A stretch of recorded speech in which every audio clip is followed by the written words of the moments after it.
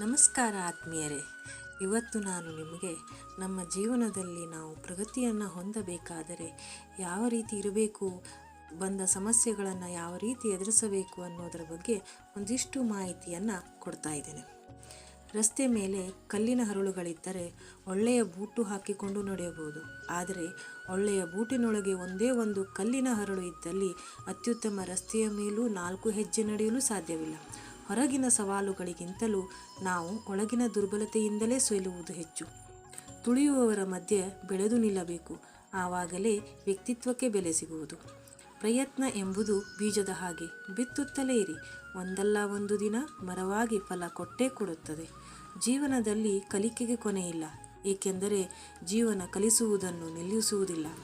ಒಂದು ಕಾಲು ಮುಂದೆ, ಒಂದು ಕಾಲು ಹಿಂದೆ, ಆದರೆ ಮುಂದಿನದಕ್ಕೆ ಗರ್ವವಿಲ್ಲ, ಹಿಂದಿನದಕ್ಕೆ ಬೇಸರವಿಲ್ಲ, ಏಕೆಂದರೆ ಇದು ಕ್ಷಣಿಕ.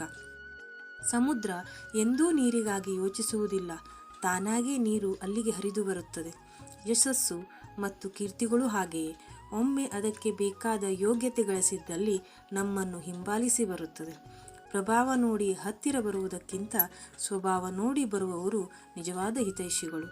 ಕತ್ತಲೆ ಇಲ್ಲದೆ ದೀಪದ ಮಹತ್ವ ತಿಳಿಯಲಾರದು, ದುಃಖದ ಅನುಭವವಿಲ್ಲದೆ ಸುಖದ ಮಹತ್ವ ತಿಳಿಯಲಾರದು.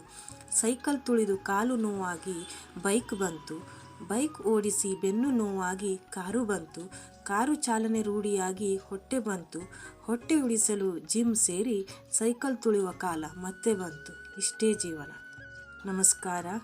ಒಂದು ವೇಳೆ ಈ ವಿಡಿಯೋ ನಿಮಗೆ ಇಷ್ಟವಾಗಿದ್ದಲ್ಲಿ ಲೈಕ್ ಮಾಡಿ, ಶೇರ್ ಮಾಡಿ, ಹಾಗೆಯೇ ಸಬ್ಸ್ಕ್ರೈಬ್ ಮಾಡೋದನ್ನು ಮರಿಬೇಡಿ. Thank you.